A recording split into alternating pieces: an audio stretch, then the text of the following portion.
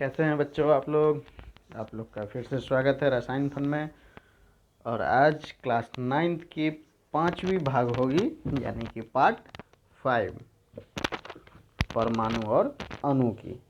चलिए, तो इसमें मेरा जो टॉपिक है रसायन सूत्र को लिखना कैसे है, इस बारे में हम लोग चर्चा करते हैं। तो रसायन सूत्र लिखेंगे। अभी तक आपको मैंने आयंस बता दिया, तत्व बता दिया, अणु बता दिया, परमाणु बता दिया। अब इन सब को मिला के हमें क्या बताना है, एक संघटक बनाना है। ठीक है, कॉम्बिनेशन करना है, एक साथ उसको कंपोज करना है, और उसके बाद उसको क्या हम लोग बनाएंगे, रासायनिक सूत्र बनाएंगे। तो सबसे पहले तो ये है कि रासायनिक सूत्र कैसे लिखें या कैसे उसको बनाया जाता है। तो उसका सबसे पहले डिफिनीशन आप लोग जान लीजिए। रासायनिक सूत्र होता क्या है। तो किसी भी रासायनिक समीकरण को लिखने के लिए एक सिंबल का हम लोग उपयोग करते हैं। ठीक है, उसी को हम लोग रासायनिक समीकरण कहते हैं। जैसे क्लास में मैंने बताया था A + B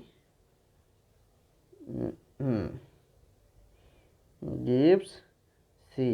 तो यह पूरा का पूरा क्या है, रासायनिक सूत्र लिखने का तरीका है, जैसे हम लोग लिखते हैं। लेकिन अब हमें बनाना है कि रासायनिक सूत्र बनते कैसे हैं, उस चीज़ के बारे में देखना है। तो आइए हम लोग NCERT के अकॉर्डिंग चलते हैं और आगे आपको पढ़ के भी बताते हैं। किसी यौगिक का रासायनिक सूत्र आपके संघटक का प्रतीकात्मक निरूपण होता है, यानी कि वह अपना जितना कंबाइन करेगा उसी को क्या करते हैं हम लोग, रिप्रेजेंट करते हैं। क्या है, रिप्रेजेंट करते हैं। निरूपण का मतलब रिप्रेजेंट। भिन्न भिन्न यौगिकों के रासायनिक सूत्र सरलतापूर्वक लिखे जा सकते हैं। अलग अलग रासायनिक सूत्र होंगे, उसको हम लोग आराम से लिख सकते हैं। अभी आपको बता रहे हैं आगे। हमें तत्वों के इस अभ्यास के लिए हमें तत्वों के प्रतीक एवं संयोजन क्षमताएं ज्ञात करनी होगी। अब प्रतीक यानी कि चिन्ह, उसका हमको पता करना होगा, सिंबल पता करना होगा। जैसे हाइड्रोजन का क्या होता है H, हीलियम का He, कार्बन का C, etc। तो इस तरीके से हमको क्या होना चाहिए, उनका सिंबल पता होना चाहिए, ताकि उनको लिखने में हमें आसानी हो। आगे देखते हैं, किसी तत्व की संयोजन शक्ति अथवा क्षमता उस तत्व की संयोजता कहलाती है। देखिए आगे बात क्या, कि अगर किसी तत्व की, ठीक है, संयोजता यानी कि उसके मिलने का कॉम्बिनेशन पावर जिसको हम लोग बोलते हैं, तो किसी तत्व का कॉम्बिनेशन पावर या कैपेसिटी उस तत्व की संयोजता कहलाती है। अब संयोजता क्या होता है, इसको हमने क्लास में आपको बताया था, वैलेंसी, VALENCY, वैलेंसी इसको कहते हैं। तो वैलेंसी क्या होता है, कितना आपका उस दूसरे किसी के साथ मिलेगा। जैसे हमने पढ़ाया था आपको क्या, चलिए इसी बात पे हम लोग क्या लेते हैं, थोड़ा सा एक्स्ट्रा हम लोग लेते हैं और आपको बताते हैं। हमने आपको क्या बताया था, तो हमने आपको क्या बोला था कि हम लोग एक क्लास में पढ़े थे आपको इसके बारे में, K, L और M। इसे कैपेसिटी भी मैंने बताया था, K रहेगा तो उसका कैपेसिटी कितना, 2 इलेक्ट्रॉन को रखने का। अगर L रहेगा तो उसका कैपेसिटी कितना, 8 इलेक्ट्रॉन को रखने का।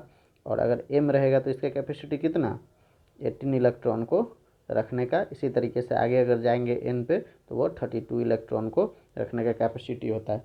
तो ये सब मैंने आपको बताया था, नहीं बताया था तो अभी भी देख लीजिए। K की कैपेसिटी कितनी होती है, 2 इलेक्ट्रॉन, L की 8 और आपका M का 18 और N का 32। तो इस तरीके से ये कैपेसिटी है किसकी रखने की, इलेक्ट्रॉन को रखने की कैपेसिटी है। अब इसी को हम लोग आगे देखें अगर, तो आगे हम लोग देखेंगे, तो आप लोग अगर उतारना हो तो उतार लीजिएगा। आगे अगर इसको हम लोग देखें तो आगे इसमें हम लोग क्या देखते हैं, तो उनकी क्षमताओं के बारे में कहता है कि हम लोग यह देखते हैं। तो इसी के तरीके से अगर हम लोग देखें तो इसमें जो आउटर मोस्ट में, जैसे कि हमने कोई इलेक्ट्रॉन ले लिया, जैसे चलिए फिर से मैं पेज ले लेता हूँ। तो इसमें हम अगर कोई इलेक्ट्रॉन ले लेते हैं, मान लीजिए कार्बन ले लिया।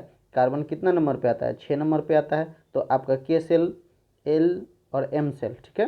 तो K सेल में कितना, 2 इलेक्ट्रॉन पहले चला गया, फिर उस बचा कितना, 4 सेल। अब क्या हो गया, देखिए L सेल में 4, तो यह सबसे आउटर मोस्ट में है ना, K, L और M। तो के में कितना है 2 चला गया, एल में कितना 4, तो यह 4 और 2 हो गया। तो आउटर मोस्ट में कितना आया आपका, आउटर मोस्ट में कितना आ गया 4 आ गया। तो आउटर मोस्ट में 4 आ गया, तो 4 यह क्या हो गया वैलेंसी इसका हो गया, और यही किसी दूसरे के साथ मिलके आपका नया कंपाउंड का फॉर्मेशन करेगा। तो ये समझ में आ गया। अब आगे आइए हम लोग का जो टॉपिक है उस पर चलते हैं। तो इस पर कहता है आपको कि परमाणुओं की अगर दूसरों के साथ संयोजन करती है तो वह संयोजकता कहलाती है, आउटर मोस्ट वाला में जो रहता है। किसी एक तत्व के परमाणु कहता है किसी एक तत्व के परमाणु दूसरे तत्व के परमाणुओं के साथ किस प्रकार से संयोजन होकर एक रासायनिक अभिक्रिया का निर्माण करते हैं, इसको ज्ञात करने के लिए संयोजकता का उपयोग करते हैं।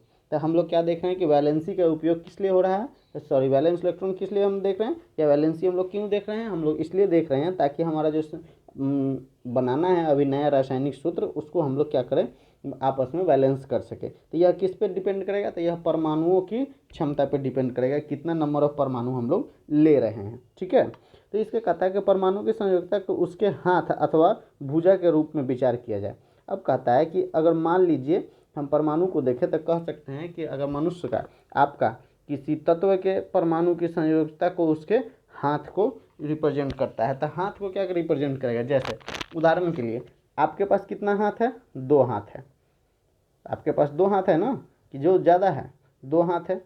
उसके बाद अगर वही ऑक्टोपस का नाम आपने सुना है, ऑक्टोपस जिसके पास 8 हाथ होता है, तो वही कहता है कि मनुष्य की 2 भुजाएं तथा ऑक्टोपस की 8 भुजाएं होती है। ऑक्टोपस की एक भुजा मानव की केवल एक भुजा पकड़ सकती है। यदि एक ऑक्टोपस को कुछ मानवों को इस प्रकार से पकड़ना है कि उसकी 8 भुजाएं मानवों की दोनों भुजाएं के साथ प्रयुक्त हो जाए। अब देखिए कहता है कि अगर आपके पास 2 हाथ है, कहा जाए किसी को पकड़ने के लिए, तो आप कितना को पकड़िएगा, एक को पकड़ सकते हैं दोनों हाथ से।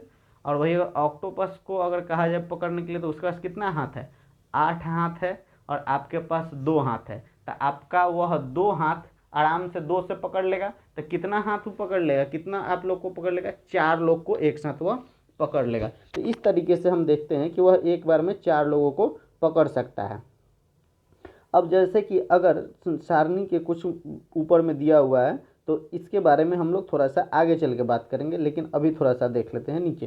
कहता है कि इसी तरीके से ऑक्टोपस को अगर क्या किया जाए, अब ऑक्टोपस के आपको ऑक्सीजन तथा मानव को हाइड्रोजन के रूप में किया जाता है। देखिए ऑक्टोपस यहाँ हो गया ऑक्सीजन, हाइड्रोजन, तो 1 2 3 4, यहाँ हाइड्रोजन, यहाँ हाइड्रोजन, यहाँ हाइड्रोजन, यहाँ हाइड्रोजन। इस तरीके से 4 हाइड्रोजन लग जाएगा ना इसके साथ, तो कितना हाइड्रोजन का ये लग गया 4 हाइड्रोजन। तो यह बना क्या देगा, O1 और हाइड्रोजन कितना 4, O कितना 1 और हाइड्रोजन 4,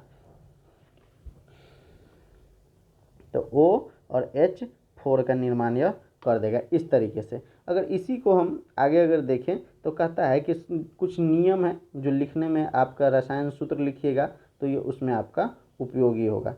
आइए उस नियमों को देखते हैं।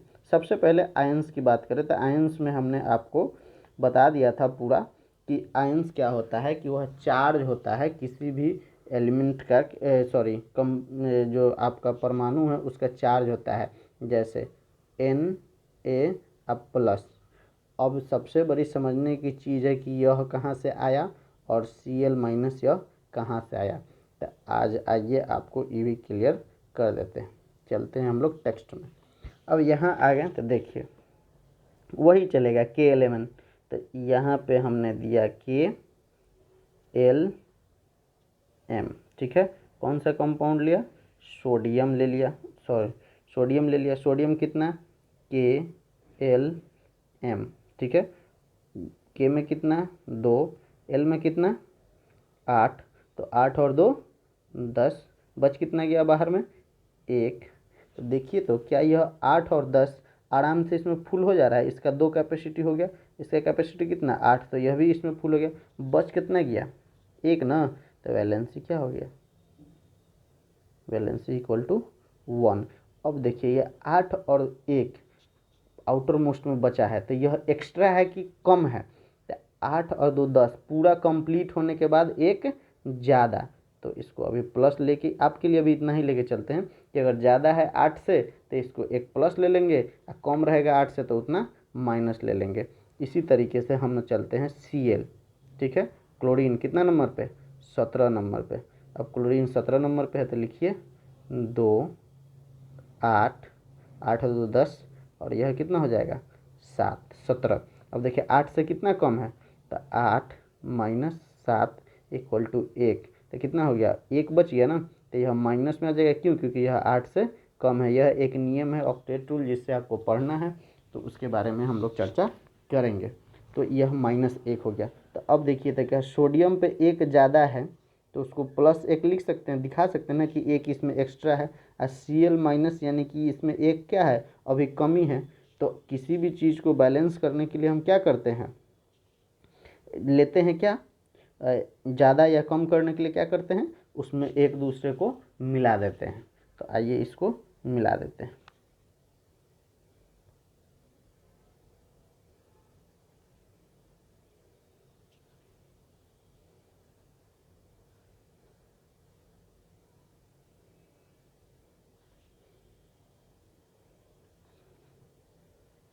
तो आइए अब आ गया आपका, तो कहता है कि Na plus plus Cl minus. ठीक है, तो देखिए तो यहाँ एक चार्ज प्लस में एक चार्ज माइनस में, क्या प्लस और माइनस को हम डालेंगे तो न्यूट्रल हो जाएगा।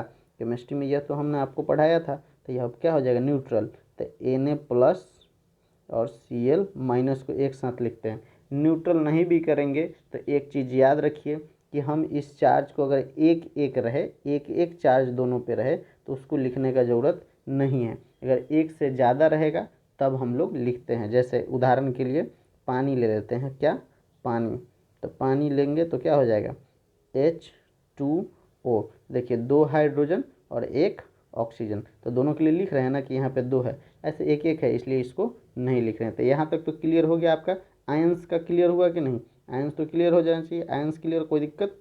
आइए अब हम लोग समझते हैं कि इसको लिखा कैसे जाएगा। इस चीज़ को क्या समझते हैं लिखने का। पहला आपका क्या है, पहला कहता है आयन की संयोजकता अथवा अवशेष संतुलित होने चाहिए। जितना इसमें आयंस है वह क्या होना चाहिए, संतुलित होना चाहिए। चलिए हमने मान लिया कि संतुलित है। ठीक। दूसरा, जब एक यौगिक किसी एक धातु एवं धातु के अधातु के संयोग से निर्मित होता है तो धातु के नाम अथवा उसके प्रतीक के रासायनिक सूत्र में पहले लिखते हैं।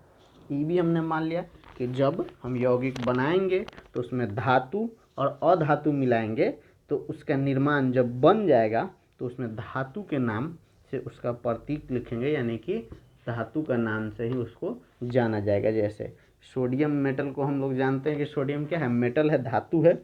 ठीक है, तो बोलते हैं ना, इसी से स्टार्ट करते हैं, सोडियम क्लोराइड, सोडियम आयोडाइड, इस तरीके से। तो क्या करते हैं, मेटल से हम बोलना स्टार्ट करते हैं। ये भी हमने मान लिया।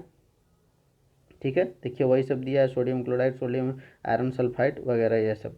ठीक है, अब आइए तीसरा नियम क्या कहता है। कहता है बहुपरमाणुकता आयनों द्वारा निर्मित यौगिकों में आयनों की संख्या दर्शाने के लिए आयन को कोष्टक में लिखकर उसकी संख्या को दर्शाते हैं। कहता है कि अगर एक से ज़्यादा हो और यौगिक क्या हो, खुद में एक यौगिक हो, जैसे Mg एक अलग से आपका मैग्नीशियम एलिमेंट है, लेकिन O और H अलग अलग दो मिल के तब बना है, तो कितना हो गया MgOH ऐसे लिखते हैं। तब तक हमको कुछ पता नहीं चलता, लेकिन क्या है यह O और H कितना है, 2 है। तो इसको कैसे लिखेंगे, तो इसको लिखेंगे Mg, अब ब्रैकेट में OH।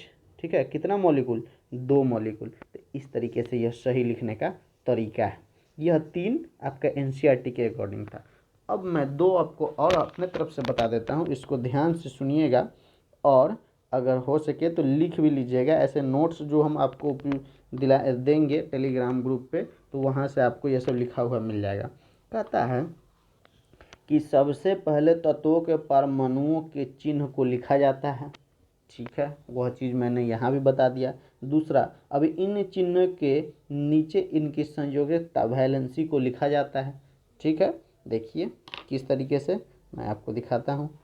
आइए, यहाँ पे यह लिखा गया क्या, आपका तत्वों के परमाणु चिन्ह को लिख दिया मैंने Mg और Cl। ठीक, इसके नीचे मैंने क्या लिखा, मैग्नीशियम का आवेश यानी कि कितना, वह वैलेंसी उसका है, यह संयोजकता जिसको आप हिंदी में बोलिए संयोजकता है। तो मैग्नीशियम का 2 और क्लोरीन का कितना -1 है, इसका +2। मैग्नीशियम का निकाल के बता दें।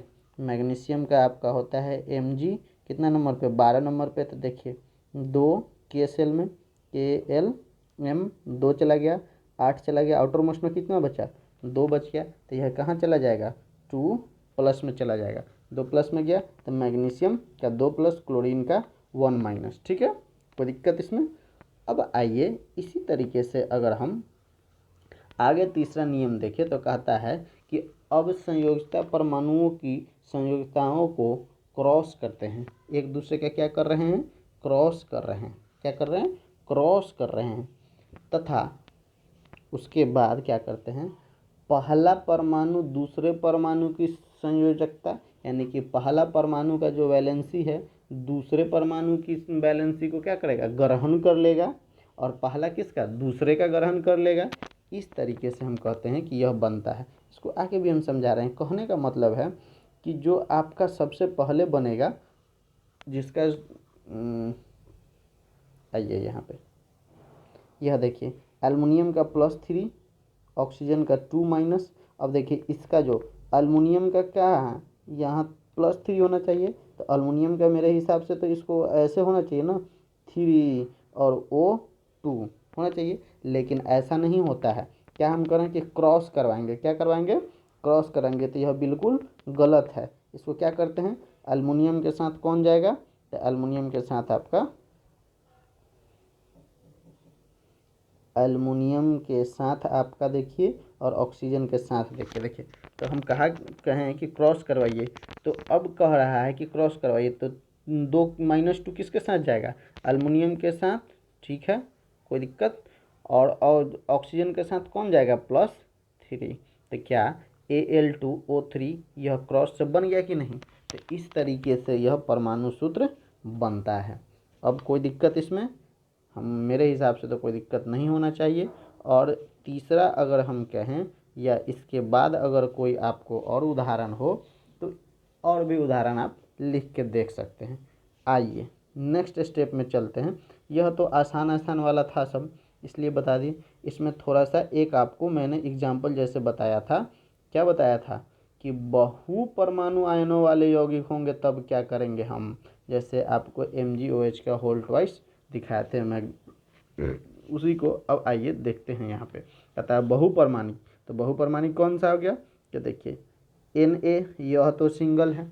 उसके बाद कहता है कि NO3, ठीक है, अगर इसको अलग अलग किया जाए तो N खुद में एक बढ़ जाएगा और O3 खुद में बढ़ जाएगा अलग अलग, लेकिन इनको क्या करना है एक साथ करना है।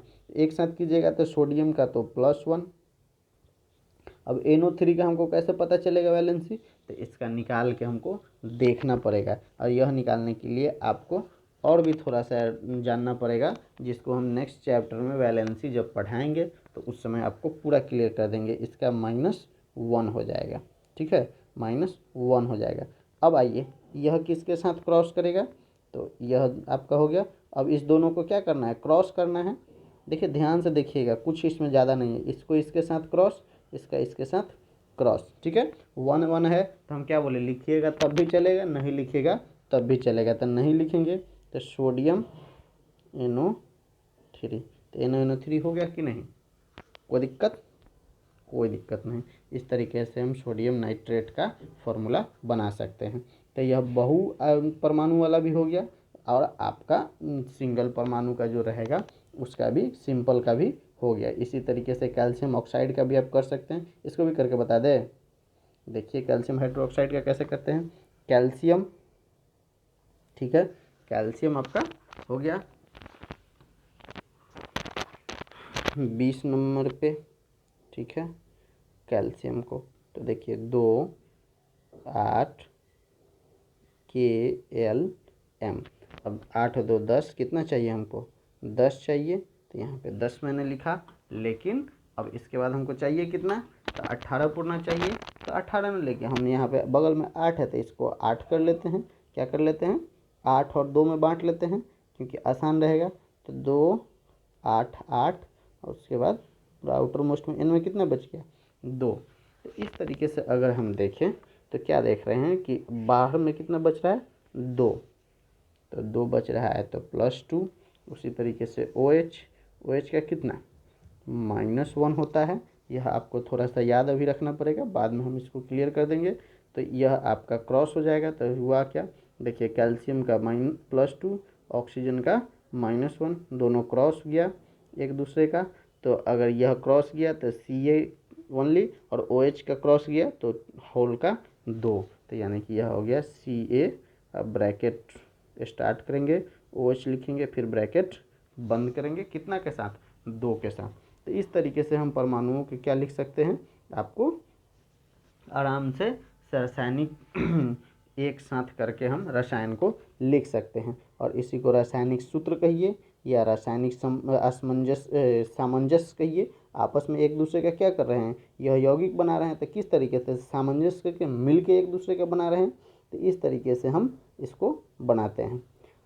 अब बचता है आपका 2-3 क्वेश्चन, तो 2-3 क्वेश्चन बचता है, तो यह अभी करवा दें या फिर मैं नेक्स्ट क्लास जो इस पर मैं सोच रहा था कि साथ में ना करवा के आपको जितना भी इंटरनल क्वेश्चन है उन सबको एक साथ कर दूं, एक साथ एक दिन डिस्कस करके और सब पूरा वीडियो एक साथ दे दूँ, ताकि आपको पूरा चैप्टर का इंटरनल क्वेश्चन मिल जाए।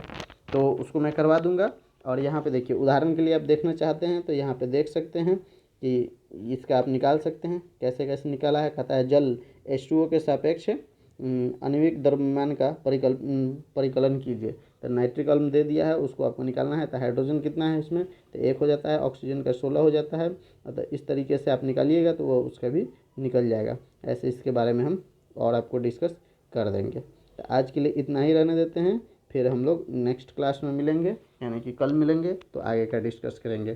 Thank you. अच्छा लगे तो लाइक कीजिए।